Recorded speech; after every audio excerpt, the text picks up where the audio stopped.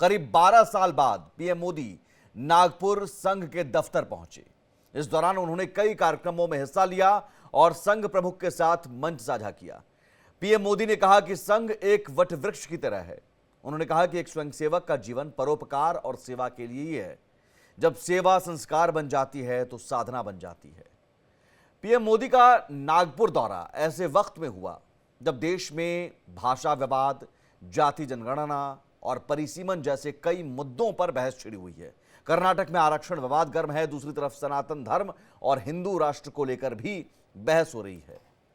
वक्फ संशोधन बिल को लेकर मुस्लिम संगठनों ने मोर्चा खोल रखा है। दूसरी तरफ लोकसभा चुनाव के बाद बीजेपी संगठन में भी बड़े बदलाव होना है। नए अध्यक्ष का ऐलान भी होना है। तो सवाल यही है कि क्या संघ पार्टी पर अपनी पकड़ मजबूत करना चाहता है? 2029 के चुनाव को लेकर संघ का पार्टी को क्या संदेश है? इन्हीं सवालों का जवाब तलाशने की कोशिश करेंगे। अहम चर्चा करेंगे। कई खास मेहमान जुड़ेंगे, लेकिन पहले ये रिपोर्ट देखिए।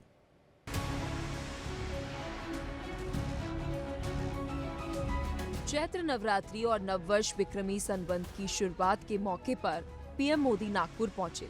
करीब 12 साल बाद पीएम मोदी ने आरएसएस मुख्यालय केशव कुंज में कदम रखा। संघ के दफ्तर में पीएम मोदी ने डॉक्टर केशव बलिराम हेडगेवार और दूसरे संघ प्रमुख माधव राव, सदाशिव राव, गोवलकर गुरुजी को पुष्पांजलि अर्पित की। इस मौके पर पीएम मोदी और संघ प्रमुख मोहन भागवत के बीच गजब की गर्मजोशी दिखी। पीएम मोदी 1987 में संघ से बीजेपी में आए थे।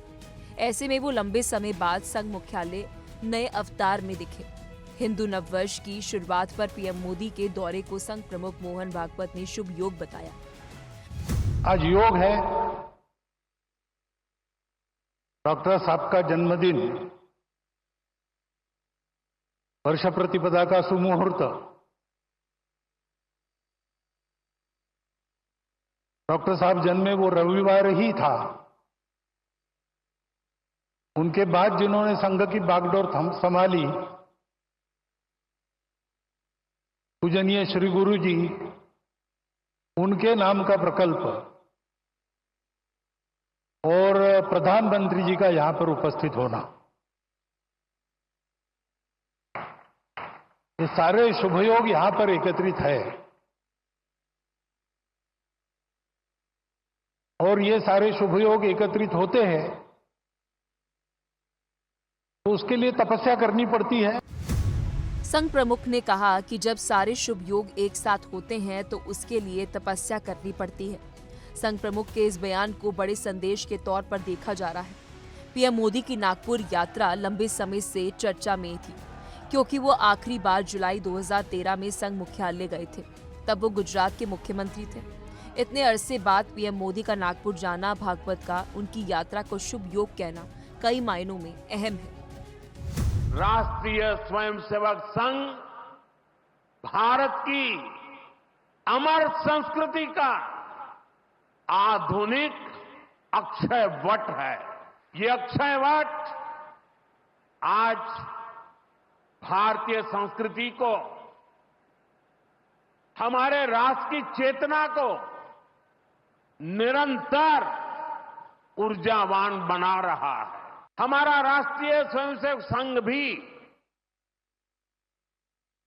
एक ऐसा संस्कार यज्ञ है जो अंतर्दृष्टि और बाह्य दृष्टि दोनों के लिए काम कर रहा है। हरियाणा और महाराष्ट्र के बाद दिल्ली में प्रचंड जीत से बीजेपी उत्साहित है, लेकिन आगे बिहार और फिर बंगाल चुनाव है। इस बीच तमिलनाडु में भाषा और परिसीमन विवाद तेज हो तो कर्नाटक में आरक्षण का मुद्दा गर्म है। बिहार में चुनाव से पहले जाति जनगणना को लेकर सियासत हो रही है। दूसरी तरफ जल्द ही बीजेपी के नए अध्यक्ष का ऐलान होने जा रहा है और पार्टी के अंदर कई अहम फैसले भी लंबित हैं। ऐसे में पीएम मोदी के नागपुर दौरे की चर्चा लाजमी है। लंबे समय से ये भी अटकलें लगाई जा रही थी कि संघ अब संगठन पर अपनी पकड़ चाहता है। आखिर क्या है पीएम मोदी को नागपुर से संदेश? भाषा विवाद, जातीय जनगणना और आरक्षण पर क्या है संघ का रुख?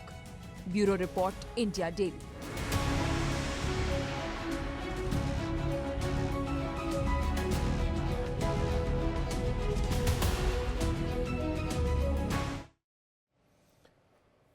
और दो खास मेहमान हमारे साथ जुड़ गए हैं। राकेश शुक्ला हैं वरिष्ठ पत्रकार, संजीव उनियाल हैं राजनीतिक विश्लेषक। संजीव जी, आज संघ प्रमुख मोहन भागवत और साथ में प्रधानमंत्री नरेंद्र मोदी, दोनों की तस्वीरें बहुत गौर से मुझे लगता है कि सभी देख रहे होंगे, बार बार रिप्ले करके देख रहे होंगे। और उन तस्वीरों में, हाव भाव में, बॉडी लैंग्वेज में बहुत कुछ संकेत छिपे होते हैं। उन संकेतों को पढ़ने की कोशिश की होगी। आपने क्या पढ़ा? और ख़ासतौर पर मोहन भागवत का ये कहना कि ये जो शुभ योग है, इसके लिए बहुत तपस्या करनी पड़ती है। 82 चैत्र शुक्ल पक्ष, वर्ष प्रतिपदा, नववर्ष, झूलेलाल जी का जन्मदिन, राम राज्य का राज्याभिषेक। सरसंघ चालक जी 1889 में जन्मे थे, 1 अप्रैल वाले दिन, तो उससे पहले का एक दिन। और वर्ष प्रतिपदा में आद्य सरसंघ चालक प्रणाम रहता है। समसेवक, राष्ट्रीय समसेवक संघ के पूरे वर्ष ध्वज प्रणाम करते हैं, परंतु साल में एक बार सिर्फ आद्य सरसंघ चालक प्रणाम करते हैं। तो वो एक अनूठा अवसर था एक तृतीय वर्ष समसेवक के लिए, जो कि प्रधानमंत्री बन गए थे और 2013 के बाद उस भूमि पर पहुंचे जिस भूमि को राष्ट्रीय समसेवक संघ का एक साधारण सा समसेवक भी पुण्य भूमि मानता है। नागपुर की वो पुण्य भूमि, जहां ऐसा वट वृक्ष तैयार हुआ, जहां की अनेकों chief ministers, vice president, president, prime minister और क्या क्या दिया। ऐसे वट वृक्ष की विचित्र सोच ने और विशिष्ट तरह की सोच ने और ऐसी आइडियोलॉजी ने, तो वो विशेष अपने आप ही हो जाता है जब इतने बड़े संत मिलते हैं जिन्होंने परिवारों को त्याग कर सर्वस्व इस देश माटी, अपने देश के लिए सब कुछ कुर्बान कर दिया हो। तो मुझे लगता है कि ये शुभ अवसर तो अपने आप अकस्मात बनता है। बहुत सारे लक्षण है, तो ये शुभ संदेश मुझे लगता है कि हर व्यक्ति को जो है वो एंडोर्स करा उसने, और इसलिए इतनी बड़ी मात्रा में आज वाला प्रोग्राम भी आपका लोग देख रहे हैं, क्योंकि आपने टॉपिक कैसा लिया। नहीं संजीव जी, यहाँ शुभ सब कुछ, अंत भला तो सब भला, ये भी कहा जाता है। लेकिन बीच में जो लोकसभा चुनाव के दौरान कुछ बयानबाजी हुई, जेपी नड्डा साहब का बयान, तो जिस वट वृक्ष को क्या बीजेपी ये कहकर अब इग्नोर करने लगी थी क्या बीच में, कि अब हमें जरूरत नहीं है उनकी, सीधे हम आगे बढ़ चुके हैं? जेपी नड्डा साहब का बयान, तभी से तलखी शुरू हुई और अब उसे एक कोशिश ये किया गया है कि नहीं अब सब ठीक है, हम तो वट वृक्ष के ही हैं। मैं थोड़ा सा और इसके, आपने अच्छा प्रश्न पूछा है। राष्ट्रीय समसेवक संघ मोदी जी का और आरएसएस का या नागपुर का ऐसा संबंध है जैसे कि मेरे मित्र आप जहां बैठे हुए हैं, एक एंकर का स्टूडियो से, मैं एक अधिवक्ता हूं उसका एक न्यायालय से, किसी साइंटिस्ट का उसकी प्रयोगशाला से, और एक किसान का खेत से। तो लगभग ये संबंध कभी खत्म होने वाला नहीं है भारतीय जनता पार्टी और राष्ट्रीय समसेवक संघ का। अगर किसी के 4 पुत्र हैं, उनमें से एक पुत्र पिता का बहुत सशक्त बन जाता है और वो ये कहता है कि हाँ, आज मैं अपने स्वावलंबी तरीके से इकोनॉमिकली अपने सर्कल में अपने कार्य करने में समक्ष हूं, मेरे पास एक टीम है, तो पिता को तो इससे ज्यादा खुशी का मौका होता ही नहीं कोई। पिता बहुत खुश होते हैं कि वैचारिक रूप से तूने मेरी बात को, पृष्ठभूमि को तैयार करके उस खेती पर उर्वरक फसल पहुंचाई, लहराई आइडियोलॉजी के तौर पे, और अब तू खड़ा भी हो चुका है बेटे। तो मुझे लगता है कि पिता के लिए तो इससे बड़ा अवसर है नहीं। बीच में मनमुटाव हो सकते हैं, थोड़े बातचीत होती है, और लेकिन ये कह देना कि हमें पिता की जरूरत नहीं है, ये तो कोई नहीं कह सकता। भले ही आप आत्मनिर्भर बन जाए, कोई पुत्र आत्मनिर्भर बन जाए, लेकिन पिता की जरूरत नहीं है, ये मुझे लगता है कुछ ज्यादा हार्श हो गया था, जिसे अब चीजें दुरुस्त करने की कोशिश और यहां से एक संदेश देने की कोशिश। राकेश शुक्ला जी, आप भी इस बात से सहमत हैं कि वट वृक्ष है और हम इस वट वृक्ष के एक टहनी हैं। बीजेपी शायद बीच में भटक गई थी, लगने लगा था कि नहीं अब हम संघ से अलग भी एक अलग वृक्ष है, लेकिन अब वो भी मानने लगे, खासतौर पर लोकसभा चुनाव में जो नतीजे आए, फिर उसके बाद संघ के सहयोग से जो महाराष्ट्र, हरियाणा और दिल्ली के नतीजे आए, अब आने वाले दिनों में बिहार और बंगाल हैं। तो ये एक बीच में भटकाव जरूर था, लेकिन अब एक सही रास्ते पर फिर आ गए हैं। नहीं सुबीत जी, आपने बिल्कुल सही कहा है कि भारतीय जनता पार्टी के राष्ट्रीय अध्यक्ष की तरफ से जो वक्तव्य दिया गया, मुझे लगता है वो वक्तव्य कहीं ना कहीं पिन की तरह चुभा राष्ट्रीय स्वयंसेवक संघ को। और मैं जिस रूप में देख रहा हूं, मेरा अपना आकलन ये है कि जिस तरीके से माननीय संघ चालक मोहन भागवत जी 2009 में निर्णय लिए थे, 2025 में भारतीय जनता पार्टी के राष्ट्रीय अध्यक्ष को लेकर शायद उसी तरह का कुछ निर्णय सामने आने वाला है। 2009 में जब ये संघ चालक बने थे तो सुमित जी, संघ और भारतीय जनता पार्टी दोनों पे एक संक्रमण की छाया थी। मैं संघ पे इसलिए बोल रहा हूं क्योंकि आदरणीय सुदर्शन जी का स्वास्थ्य बहुत ज्यादा खराब था। ऐसे में ये कहा जा रहा था कि संघ संभल नहीं रहा और स्वास्थ्य कारणों से उनको हटा के तब सरकार वहां थे माननीय मोहन भागवत जी और उनको संघ चालक बनाया गया। संघ चालक बनने के बाद उनके सामने एक बड़ी, मतलब इनके यहाँ पद नहीं होता, दायित्व होता है राष्ट्रीय स्वयंसेवक संघ में, और एक बड़ा दायित्व उनके कंधे पे आया और वो दायित्व था राष्ट्रीय स्वयंसेवक संघ और उसके अनुसांगिक संगठन भारतीय जनता पार्टी को संभालने का।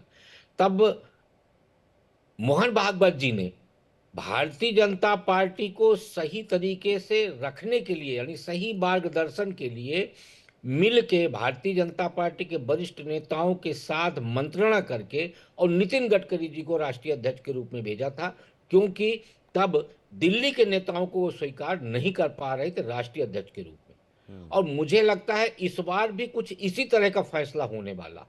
कौन आएगा ये कहना थोड़ा कठिन है, लेकिन मैं पूरी तरह से जो आकलन कर पा रहा हूं सारी परिस्थितियों का, सारी परिस्थितियां मैं इसलिए बोल रहा हूं सुमित जी क्योंकि लोकसभा चुनाव के बाद माननीय मोहन भागवत जी का जो बयान आया कि अहंकार के कारण हमारा नुकसान हुआ है, और वो बयान हमें हल्के में नहीं लेना चाहिए, क्योंकि यदि पिता परिवार के सारे सदस्यों के बीच में जब कोई बात कहता है तो निश्चित तौर पे उसका कुछ ना कुछ एक संकेत होता है, एक संदेश होता है। अब मोहन जी ने जो कहा कि हम अहंकार के कारण नुकसान उठाए, तो वो उत्तर प्रदेश भर नहीं था, महाराष्ट्र भी था, बिहार भी था, और वो तमाम बड़े राज्य थे जिन राज्यों में भारतीय जनता पार्टी का प्रदर्शन लोकसभा में बहुत अच्छा होना चाहिए और वो नहीं हुआ।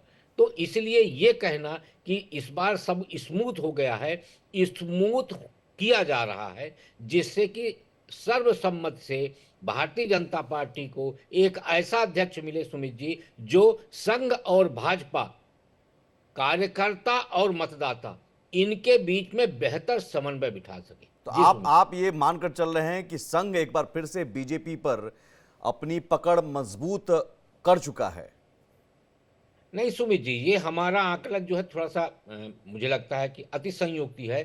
भारतीय जनता पार्टी राष्ट्रीय स्वयंसेवक संघ के पकड़ से बाहर कभी जा ही नहीं सकती। नहीं, जाने की और कोशिश हुई थी, लेकिन एक बार फिर से अब संघम शरणम गच्छामि हो गया है। नहीं, भारतीय जनता पार्टी में सर्वाधिकार सिर्फ राष्ट्रीय अध्यक्ष के पास नहीं होता है, वहां उसके पैरेलल संगठन महामंत्री भी होते हैं जो संघ और भारतीय जनता पार्टी के बीच में समन्वय का काम करते हैं।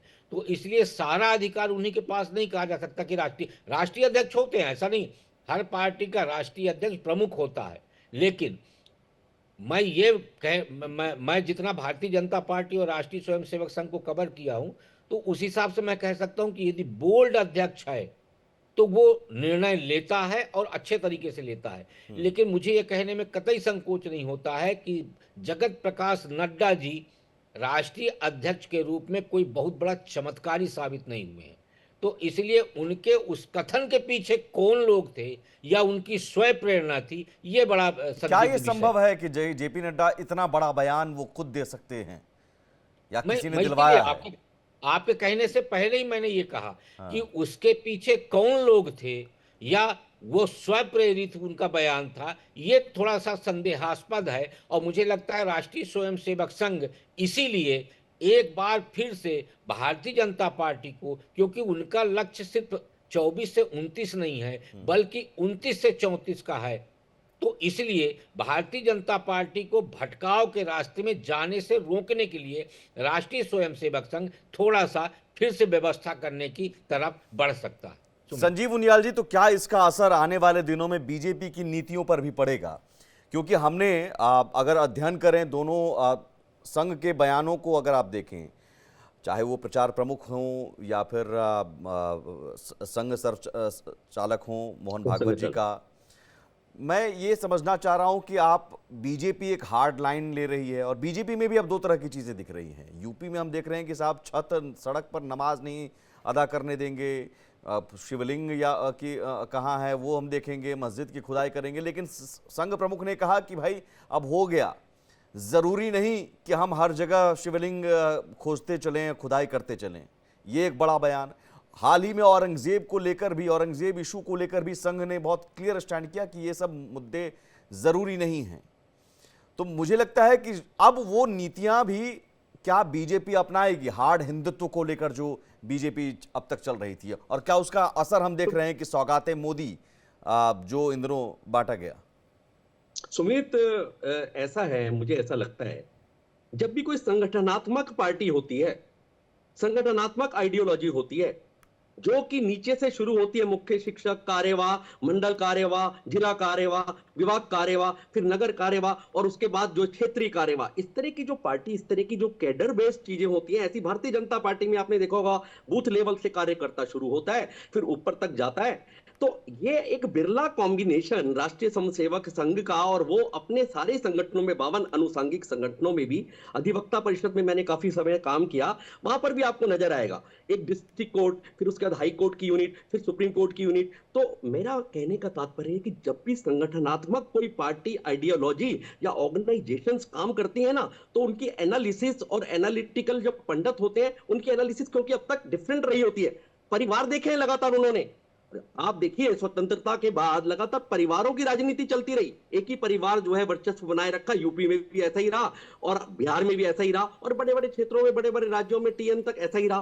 परंतु जब संगठनात्मक कोई पार्टी होती है ना, तो हम जब आइडियोलॉजी की एनालिसिस करते हैं, तो हम भूल जाते हैं कि जो बैरोमीटर है, हम वो परिवार की राजनीति को एनालाइज कर रहे हैं। हम संगठनात्मक पार्टी की उसको, आइडियोलॉजी को एनालाइज करने के लिए भी अक्षम है, और उसी लिए शायद चीजों को ठीक से दर्शकों के सामने नहीं रख पाते हैं। अब मैं दो बातें आपको कहूंगा कि आप देखिए कि जब भी किसी परिवार का वर्चस्व किसी पॉलिटिकल पार्टी पर नहीं होता, तो कोई भी व्यक्ति, कोई भी कैडर, कोई भी कार्यकर्ता एक परिवार के आसपास चक्कर नहीं लगाता, वो तत्व के आसपास रहता है, आइडियोलॉजी के आसपास रहता है, और यही कारण है कि वो संगठन तैयार हो पाता है। मैं शायद अपनी बातों को समझा पा रहा हूं कि अगर नड्डा जी की स्टेटमेंट जो आपने कही है, मुझे ध्यान आता है कि लगभग 15 से 16 साल पहले जब एक इलेक्शन था, एमएलए के इलेक्शन था, तो उसमें लगभग ऐसे ही कहा गया। जब हमारे कार्यकर्ता ने, संघ के कार्यकर्ता ने पूछा कि भाई साहब जिला कार्यवाही से कि इस बार क्या अपने को इलेक्शन में काम नहीं करना है, तो उन्होंने जवाब दिया कि भारतीय जनता पार्टी आज स्ट्रांग पोजीशन में है। 1998 को छोड़ दें, 2005 को छोड़ दें, 2008 को छोड़ दें, तो 2014 में उनके पास अनेकों कार्यकर्ता हैं, कैडर बेस्ड पार्टी बन चुकी है।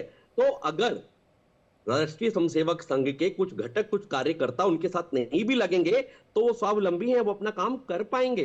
तो संगठन कभी भी आगे भी, आप देखिए, आप अगर दिल्ली इलेक्शन की अगर आप बात करते हैं कि नड्डा जी की स्टेटमेंट के कारण दोबारा से राष्ट्रीय स्वयंसेवक संघ लग गया था दिल्ली इलेक्शन जितवाने में दिल्ली बीजेपी को, तो ऐसा नहीं था। आप बताइए किसी मंच पर कोई प्रचारक आपको दिखे हो, आप बताइए किसी मंच पर खड़े होकर किसी प्रचारक ने भाषण दिया हो, आप बताइए किसी स्वयंसेवक ने, कैडर बेस जिसको कि दायित्व युक्त स्वयंसेवक है, उसने कोई पूरी दिल्ली के किसी इलेक्शन में किसी के लिए कंपेनिंग की हो, माला लेके, भाषण लेके, लाउड स्पीकर लेके, या मंच से। तो ये कहना बिल्कुल निराधार है। भारतीय जनता पार्टी सबसे बड़ी मेंबरशिप ड्राइव चलाकर आज मुझे लगता है कि संसार की सबसे बड़ी पॉलिटिकल पार्टी के रूप में मेंबरशिप क्रिएट कर चुकी है, और वो स्वावलंबी हो चुकी है। और अगर ऐसे में नड्डा जी को छोटा आंका जाएगा, जबकि मुझे लगता है कि 92 इलेक्शन छोटे बड़े मैं कैलकुलेट कर रहा था, नड्डा जी के नेतृत्व में जीती है भारतीय जनता पार्टी। नहीं, लेकिन नड्डा जी के बयान के कारण दूरियां बढ़ी। नहीं, मैं बिल्कुल नहीं मानता दूरियां बढ़ी। राकेश जी का ये कहना कि भले ही उन्होंने स्वयं बोला हो या बुलवाया गया हो, लेकिन उस बयान के कारण ही कहीं ना कहीं चुभा, वो पिन किया, जो राकेश जी कह रहे हैं। राकेश जी, आप अभी भी अपनी बात पर कायम है? संजीव जी कह रहे हैं कि नहीं, जेपी नड्डा साहब का कहना कोई ऐसा नहीं था, अतिशयोक्ति नहीं थी। नहीं, मैं दो चीजें, संजीव जी जो बोल रहे हैं मैं उनकी बात से सहमत हूं, पर मैं दो चीजें कहना चाह रहा हूं। भारतीय जनता पार्टी के पास कार्यकर्ताओं की एक बड़ी फौज है, लेकिन राष्ट्रीय स्वयंसेवक संघ की, संजीव जी भी मानेंगे कि उसकी ताकत है, भले ही संख्या कम हो, लेकिन कार्यकर्ताओं, अनुशासित कार्यकर्ता और समर्पित कार्यकर्ता राष्ट्रीय स्वयंसेवक संघ की ताकत है। और ये ताकत जब भारतीय जनता पार्टी को नीचे से पीछे से फोर्स करती है, वही ताकत भारतीय जनता पार्टी के लिए ताकत देती है, और भारतीय जनता पार्टी सत्ता में आती है। अभी संजीव जी ने कहा कोई प्रचारक मंच पे नहीं जाता, एकदम सही बात है। राष्ट्रीय स्वयंसेवक संघ का कोई भी प्रचारक नहीं, कोई भी स्वयंसेवक भी मंच पे खड़ा नहीं होता, लेकिन वो ग्रास रूट काम करता है। 2014 के लोकसभा चुनाव में स्वयंसेवकों की ड्यूटी लगाई गई थी लोकसभा क्षेत्र में। तो ये बात कहने में बिल्कुल संकोच नहीं करना चाहिए, चाहे वो राष्ट्रीय स्वयंसेवक संघ हो या भारतीय जनता पार्टी हो, कि हम एक दूसरे का सहयोग करते हैं और सबको, इतना बड़ा यदि संगठन है तो सहयोग के बगैर कैसे चलेगा। नहीं, उन्होंने जेपी नड्डा के कार्यकाल को लेकर जो आपने बात कही, संजीव जी ने उसका जवाब दिया था। मैं एक बात कहना चाह रहा था, सुनो। हाँ। मैं बोलूं? राकेश जी ने बहुत अच्छे तरीके से बात को रखा और बातचीत से भी लगता है, और सब जानते हैं राकेश जी एक अच्छी समझ रखते हैं, पॉलिटिकल समझ रखते हैं। भारतीय जनता पार्टी को, आरएसएस को लगातार आपने कवर भी किया है। बड़ी अच्छी डिस्कशन के स्टेज पर सुमित जी के माध्यम से हम पहुंचे हैं। झा साहब, अगर ऐसा है तो अगर हम मानते हैं कि भारतीय जनता पार्टी बहुत नंबर ऑफ पीपल ज्यादा हैं पर डिवोटेड लोग कंपैरेटिवली कम है राकेश जी के अनुसार के, अगर ऐसा है तो कहीं ना कहीं राष्ट्रीय स्वयंसेवक संघ को डर लगता है। मुझे ऐसा लगता है कई बार, अब मैं न्यूट्रल होकर आपको बोल रहा हूं, कि अगर इस कैरिस्मेटिक आइडियोलॉजी, इस चकाचौंध दुनिया में भारतीय जनता पार्टी में ज्यादा टाइम तक एक स्वयंसेवक रह लेगा तो राष्ट्रीय स्वयंसेवक संघ में दोबारा से कार्यकर्ता का मेन कैडर में आकर जमीन लेवल पर बिना मंच के, बिना माला के, बिना पारितोषिक के बहुत काम करना मुश्किल हो जाएगा। तो यही एक कारण है, क्योंकि संघ की अपनी एक नीति है 100 वर्ष की, भारतीय जनता पार्टी की 5 साल की नीति हो सकती है। आपका संकेत किस ओर है संजीव जी? मेरा संकेत यह है कि राष्ट्रीय स्वयंसेवक संघ एक ऐसा विचारधारा है। नहीं, आपने जो कहा कि लंबे वक्त तक कोई संघसेवक उस चकाचौंध के बीच रह लेगा, तो वो कौन रह लेगा, कौन है? नहीं, आप मैं झा साहब मेरी बात को थोड़ा सा समझिए, मैं दोबारा से रिपीट करता हूं। मैं बिल्कुल समझ रहा हूं सर, बल्कि मैं चाह रहा हूं आप खुलकर कहिए। हाँ, मैं खुल के बता रहा हूं जी, कि अगर फॉर एग्जाम्पल इलेक्शंस डिक्लेयर हुए, इलेक्शंस डिक्लेयर होने के बाद 1.5 महीने के लिए जो कार्यकर्ता शाखा लगाता था, जो कार्यकर्ता गण लेता था, जो कार्यकर्ता सेवा करता था, जो कार्यकर्ता 1.5 घंटे की शाखा लगाने के बाद अपने क्षेत्र में सारी मिलना जुलने का कार्यक्रम करता था, उसके पास कार्यक्रम का स्तर चेंज हुआ। उसको काम क्या मिला कि आपको लिस्ट चेक करनी, जैसे राकेश जी ने बोला, आपको बूथ देखना है, आपको भारतीय जनता पार्टी के लोगों को थोड़ा एक्टिवेट करना है जिससे वो खड़े हो पाए। तो उस चकाचौंध में बहुत सारी बातें होती। चकाचौंध क्या होता है? अब देखिए पॉलिटिकल, जब सुमित झा किसी का इंटरव्यू लेंगे, संजीव भी खड़ा है और एक एमएलए भी खड़ा है, संजीव संघ का कार्यकर्ता है और एमएलए जो है वो पोजीशन में, तो सुमित झा जी एमएलए का इंटरव्यू लेंगे। तो वो जो चकाचौंध है ना, उस राकेश जी, मुझे लगता है आप बेहतर समझ रहे हैं इस चकाचौंध में कौन फंस रहा है संघ की नजर से, और जिसे चाहते हैं संघ की नहीं अब इस चकाचौंध की दुनिया से निकाला जाए, गलत मैसेज जा रहा है। संजीव जी खुल के नहीं बोल पा रहे। उनकी बात से मैं 100% बिल्कुल सहमत हूं कि राष्ट्रीय स्वयंसेवक संघ की तरफ से एक व्यवस्था बनाई गई कि भारतीय जनता पार्टी में नीचे से लेके ऊपर तक संघ और भाजपा के बीच में समन्वय रहे और समन्वय के साथ समाज निर्माण का काम हो। उसके लिए संगठन महामंत्री का एक व्यवस्था दी गई।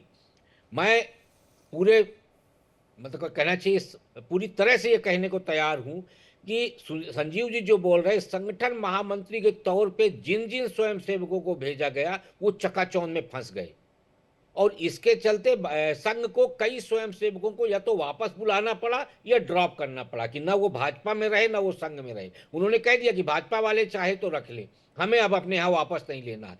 ऐसे में चकाचौंध में फंसे हुए स्वयंसेवक कहीं के नहीं बचे।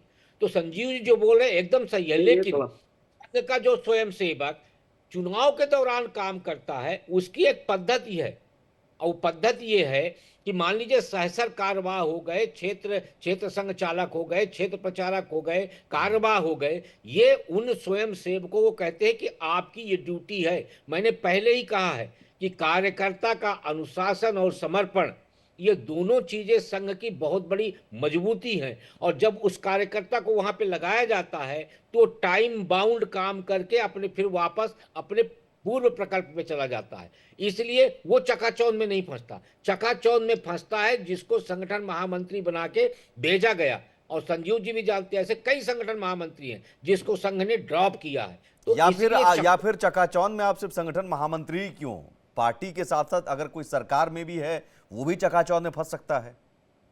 नहीं, सरकार वाला तो गया ही है चकाचौंध में सुमित जी। नहीं नहीं सरकार तो है ही ना उसमें, नहीं बीजेपी नहीं, में। चकाचौंध में शायद वो संघ के विजन को, संघ की नीतियों को भूलने लगा हो, ये भी हो सकता है। नहीं सुमित जी, देखिए, संघ किसी एक व्यक्ति से काम नहीं कराता। हाँ संघ का अपना विषय होता है। हाँ। वो विषय सरकार के मुखिया के पास होता है। सरकार के मुखिया की जिम्मेदारी होती है कि वो अपनी टीम से उस काम को कराए। संघ 1 to 1 तो कभी मैं नहीं वही करेगा। कह रहा हूं कि क्या वो काम नहीं हो रहा है, ये भी एक बड़ी चिंता संघ की हो सकती है कि क्या नहीं वो। सुमित जी, नहीं सुमित जी, इस कार्यकाल में मैं पूरे दावे के साथ कह सकता हूं कि 2014 से 24 के बीच में संघ की वो संकल्पनाएं ठीक है। पूरी हुई है जिसकी उम्मीद राष्ट्रीय स्वयंसेवक संघ को भी नहीं थी। चलिए ठीक मोदी है, जी मैं के अब नेतृत्व एक के अलग बाद- लाइन पर आता हूं। आपने समन्वय की बात की, हाल के दिनों में देखा गया समन्वय में कमी।